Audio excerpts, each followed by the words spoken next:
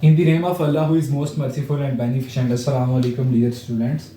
तो आज के लेक्चर से हम आगाज़ करेंगे चैप्टर नंबर 5 का, जो कि है फिज़िकल स्टेट्स ऑफ मैटर की फ़िज़िकल स्टेट्स, उनके बारे में जो है वो इन्फॉर्मेशन हम इस चैप्टर के अंदर हासिल करेंगे। तो देखिए, मैटर की जो फिज़िकल स्टेट्स हैं वो हैं तीन बेसिक: गैसेस, लिक्विड्स और सॉलिड्स। ठीक है, बेसिक तीन है। यानी यहाँ तो कोई चीज़ गैस में हो सकती है, जैसे कि एक कंटेनर है जिसमें आपने ऑक्सीजन गैस को भरा हुआ है। यहाँ पे कोई चीज़ लिक्विड में हो सकती है, यानी कि एक कंटेनर है उसमें आपने उसको पानी को डाला हुआ है। या फिर कोई चीज़ सॉलिड में हो सकती है, यानी कि जैसे ये एक आयरन का बार है, यानी लोहे की ईंट समझ लें, Fe आयरन की लामत है। ऐसे कोई चीज़ यहाँ गैस में या लिक्विड में या फिर सॉलिड में हो सकती है। इनकी अब मेन प्रॉपर्टीज़ जो कि बुक में ओवरऑल डिस्कस्ड हैं, जो पहले पैराग्राफ में, वो अगर डील करनी है तो उसमें गैसेस में जो कहा गया है वो है इंटरमॉलिक्यूलर फोर्सेस गैसेस में कंपैरेटिवली वीक होती हैं। इनमें क्या होता है, वीकर IMF, इंटरमॉलिक्यूलर फोर्सेस। उस पर इंटरमॉलिक्यूलर स्पेसेस ज़्यादा होती हैं। इंटरमॉलिक्यूलर स्पेसेस वो क्या होती हैं, ज़्यादा होती हैं। एक प्रॉपर्टी दूसरी प्रॉपर्टी, ठीक है, यही और बता गई है। और देन लिक्विड्स के अंदर कंपैरेटिवली यानी कि इसके अंदर हो सकती हैं इस एज कम्पेयर टू गैसेज इनमें ज़रा स्ट्रांग होती हैं। तो इस आप कह सकते हैं स्ट्रांग इंटरमॉलिक्यूलर फोर्सेस, ठीक है। और इंटरमॉलिक्यूलर स्पेसेस भी कम होती हैं, इंटरमॉलिक्यूलर स्पेसेस बहुत कम होती हैं। स्पेसेस क्या होती हैं, कम होती हैं। इनके अंदर स्ट्रॉन्गर यानी सबसे स्ट्रॉन्गर इसके अंदर इंटरमॉलिक्यूलर फोर्स होगी, स्ट्रॉन्गर इंटरमॉलिक्यूलर सॉलिड में, और इंटरमॉलिक्यूलर स्पेसेस के अंदर होगी ही नहीं। ये लीस्ट कॉमन फॉर्म है, least common. Liquid are least common on earth, ये सबसे कम पाए जाते हैं liquid,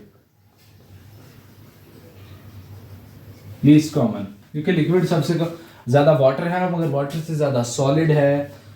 this common in universe, actually in universe ज्यादा चीजें सॉलिड और गैसेस हैं, ठीक है।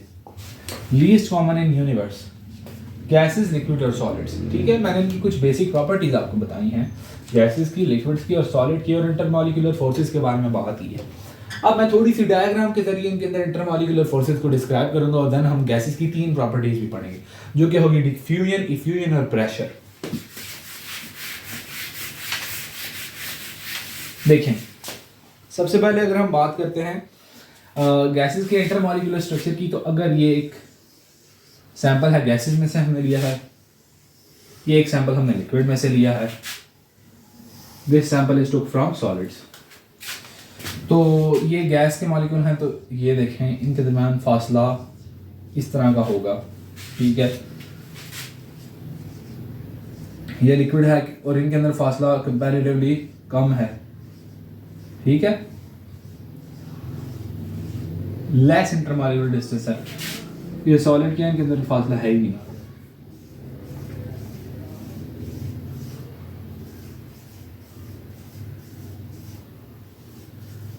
और इस तरह स्ट्रक्चर आपने नीचे भी ना, देखिए इनके अंदर फासला है ही नहीं, फासला है ही नहीं, थोड़ा सा कम है, कंपैरेटिवली ज्यादा है। तो ये कौन से हैं, गैसेस, ये क्या है, लिक्विड, और ये क्या है, सॉलिड।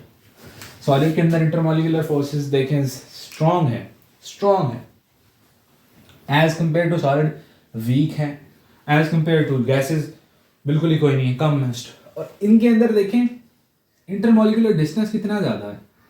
कहा जाता है कि किसी गैस के अंदर इतना फासला हो सकता है, ये एक्चुअली टेस्ट का पॉइंट है, कि अगर एक गैस का एक मॉलिक्यूल लिया है और उसकी लेंथ 1 मीटर है फर्ज करें, तो दूसरा मॉलिक्यूल इसकी लेंथ के 300 गुना के फासले पर होगा। यानी इधर से अगर आप 300 मीटर जाएं तो यहां पर आपको दूसरा मॉलिक्यूल मिलेगा, उसकी लेंथ के 300 गुना पे आपको दूसरा मॉलिक्यूल मिलेगा। इतना जो है वो इसके अंदर फासला है। तो ये 300 टाइम्स वाला एमसीक्यू है, ठीक है, एंट्री टेस्ट का, कि 300 टाइम वाला फासला इनके दरमियान पाया जाता है। उसके अलावा इनके अंदर इंटरमॉलिक्यूलर फोर्सेस स्ट्रॉन्ग, और इनके अंदर सबसे स्ट्रॉन्ग देखें मॉलिक्यूल के अंदर डिस्टेंस इनमें सबसे ज़्यादा, इनमें कम, और इनमें कोई बिल्कुल भी डिस्टेंस नहीं है, क्योंकि फोर्सेस स्ट्रॉन्ग है, मॉलिक्यूल आपस में अटैच हो चुके हैं इंटरमॉलिक्यूलर फोर्सेस की वजह से। तो ये ओवरव्यू था लिक्विड गैस का और सॉलिड्स का। अब देखें हम बात करेंगे गैसेस की पहली प्रॉपर्टीज़ की, जो कि है डिफ्यूजन, इफ्यूजन वगैरह। गैसेस की प्रॉपर्टीज में सबसे पहली प्रॉपर्टी क्या है? गैसेस की प्रॉपर्टीज अब स्टार्ट होने लगी हैं, ठीक है। तो पहली गैस की प्रॉपर्टी है डिफ्यूजन।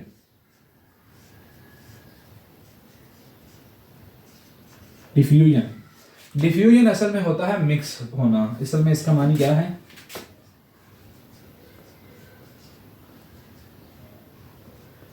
टू मिक्स होना, ठीक है, कोई चीज मिक्स हो जाए। कैसे मिक्स होनी है? जैसे अगर आपने लिक्विड को लिया है और उसके अंदर दूसरा लिक्विड डाल दिया है तो वो मिक्स हो जाएंगे। उसी तरह ही गैसेस की हमेशा प्रॉपर्टीज होती हैं कि गैसेस एक दूसरे में मिक्स हो जाती हैं, डिफ्यूज कर जाती हैं। अगर आपने एक कंटेनर लिया है और उसके अंदर आपने 2 चैम्बर बना दिए हैं, एक में इसमें आपने रखी है हाइड्रोजन गैस और एक इसमें रखी है ऑक्सीजन गैस। आपने इस चैम्बर को खोल दिया है, ठीक है, हाइड्रोजन गैस इधर चली जाएगी और ऑक्सीजन गैस इधर चली जाएगी। उतनी तक तब तक मूव करती रहेंगी जब तक इन दोनों, इस पूरे कंटेनर के अंदर हाइड्रोजन और ऑक्सीजन बैलेंस अमाउंट में ना हो जाए।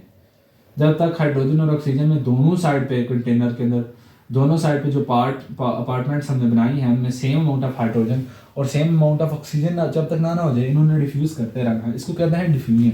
Diffusion is rapid mixing of gases, gases का आपस में मिक्स हो जाना, ठीक है, डिफ्यूजन होती है। याद रखिएगा रेट ऑफ डिफ्यूजन जो है वो डायरेक्टली प्रोपोर्शनल है मास के, मॉलिक्यूलर मास के। जितना, ये कौन सा लॉ है? ये डाल्टन लॉ ऑफ डिफ्यूजन है। ये आपकी बुक में नहीं लिखा हुआ, डाल्टन लॉ है ये। डाल्टन लॉ क्या कहता है कि रेट ऑफ डिफ्यूजन और डायरेक्टली प्रोपोर्शनल है किसके? मोलर मास के। यानी जिसका मोलर मास ज्यादा होगा उसका रेट ऑफ डिफ्यूजन मेरे ख्याल से इन्वर्सली प्रोपोर्शनल है, तो फिर 1/m आएगा। हाँ, जिसका मोलर मास ज्यादा होगा उसका डिफ्यूजन कम होगा, जिसका मोलर मास कम होगा उसका डिफ्यूजन ज्यादा होगा। अब हाइड्रोजन के मोलर मास जो है वो 4 टाइम्स 2 है ना इसका, और इसका 16 है, ठीक है। तो हाइड्रोजन जो है उसके बारे में कहा जाता है कि एज कम्पेयर टू ऑक्सीजन वो 4 टाइम्स जो है वो ज़्यादा यूज करती है। हाइड्रोजन जो है वो 4x ज़्यादा डिफ्यूज करती है एज कम्पेयर टू ऑक्सीजन, क्योंकि उसका मोलर मास का रिलेशन जो है वो, याद रखिए इसमें ऐसा कोई कांस्टेंट नहीं है, इसलिए हम इस प्रोपोर्शनैलिटी को यूज़ करते हैं कि rate of diffusion inversely proportional है मोलर मास के, ठीक है। ये डिफ्यूजन के बारे में था। अब हम बात कर देंगे इफ्यूजन की।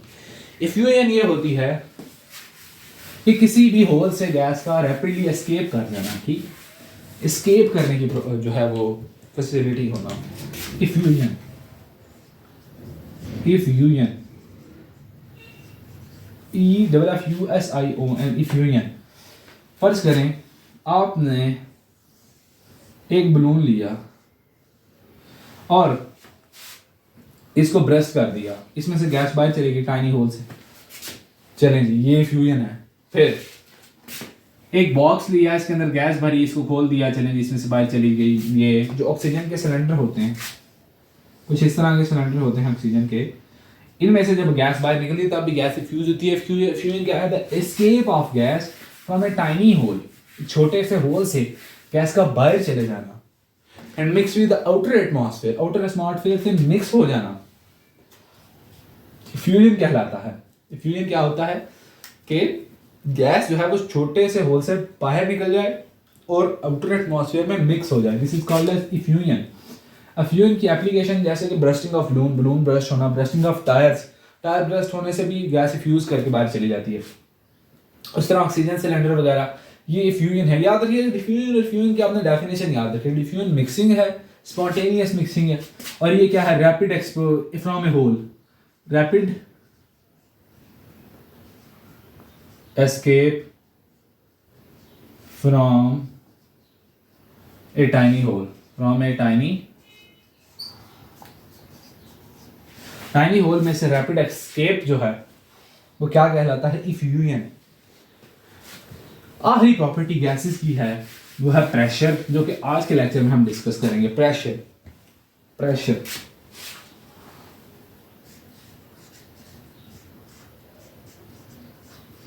प्रेशर होता है फोर्स पर यूनिट एरिया। यानी एक कंटेनर लिया है आपने और इसकी लेंथ है 2 मीटर, 1 मीटर ये है और 1 मीटर ये है। इसके अंदर आपने भर दी है गैस और ऊपर रख दिया है पिस्टन। जब पिस्टन में से फोर्स आपने लगानी है 14 न्यूटन की, तो फिर जो यूनिट एरिया पे फोर्स पड़ती है this is called as pressure. यानी गैस के अगर आप ऊपर इसके अंदर फर्ज करें गैस मॉलिक्यूल है और आपने प्रेशर लगा दिया फोर्स से, तो जो यूनिट एरिया के ऊपर फोर्स लगी ना वो है प्रेशर। प्रेशर क्या है? Force over area. फोर्स कितनी लगाई आपने? 14 न्यूटन। एरिया कितना है? 2 मीटर। तो फिर 1 मीटर पे निकालनी है ना आपने, तो फिर इसको डिवाइड कर दें 120 पास्कल। प्रेशर की यूनिट होते हैं पास्कल PA, या फिर न्यूटन पर मीटर स्क्वायर भी इसको कहते हैं। ठीक है, जो पर यूनिट फोर्स लगती है पर यूनिट एरिया पे किसी गैस के, this is called as pressure. याद रखिएगा, प्रेशर एक स्केलर क्वांटिटी है, इसकी कोई डायरेक्शन नहीं होती है, डायरेक्टली सिर्फ यूनिट एरिया के ऊपर लगती है। यूनिट एरिया के ऊपर जो फोर्स लगती है ना उसको प्रेशर कहते हैं। याद रखिएगा, जब आप प्रेशर लगाते हैं गैस के ऊपर, देन गैस के अंदर इंटरमॉलिक्यूलर फोर्सेस बढ़ जाती हैं और गैसेस कंडेंस होकर लिक्विड भी बन सकती हैं। किसी भी गैस के ऊपर प्रेशर लगाया जाए, दबाव वाला प्रेशर लगाया जाए, गैस में बी कन्वर्टेड टू लिक्विड। वो लिक्विड बन सकता है क्योंकि इंटरमॉलिक्यूलर फोर्सेस फिर लिक्विड वाले उसके अंदर आना स्टार्ट हो जाती हैं और गैस जो है वो लिक्विड बन जाती है। ये प्रेशर था गैस का। अब प्रेशर के बारे में कुछ और भी बातें होती हैं। प्रेशर ना स्टैंडर्ड होता है, स्टैंडर्ड प्रेशर। स्टैंडर्ड प्रेशर ये होता है स्टैंडर्ड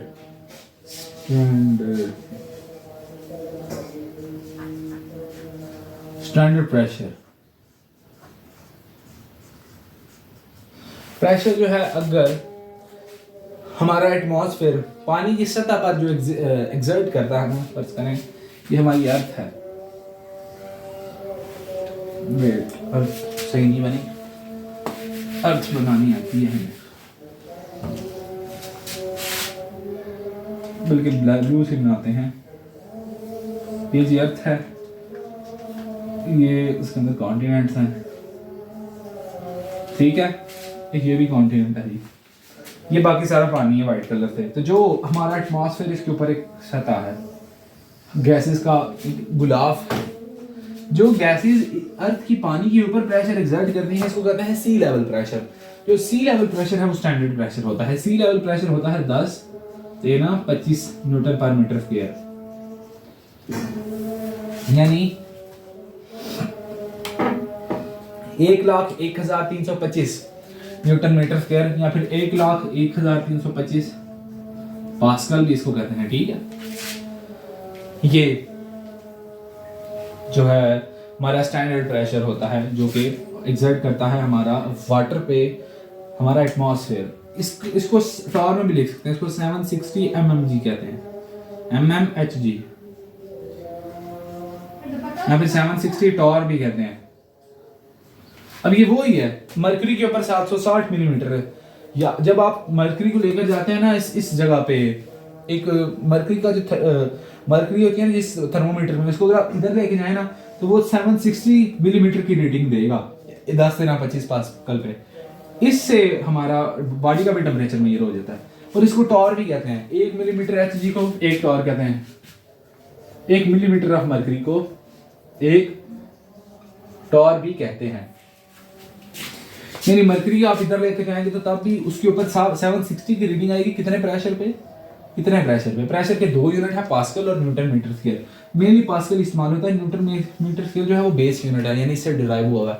ये था फिजिकल स्टेट ऑफ मैटर में प्रेशर, डिफ्यूजन और रिफ्यूजन के लिए। नेक्स्ट लेक्चर में हम कंप्रेसिबिलिटी ऑफ गैसेस के बारे में बात करेंगे। अपना ख्याल रखें। अगले लेक्चर तक के लिए अल्लाह हाफिज़।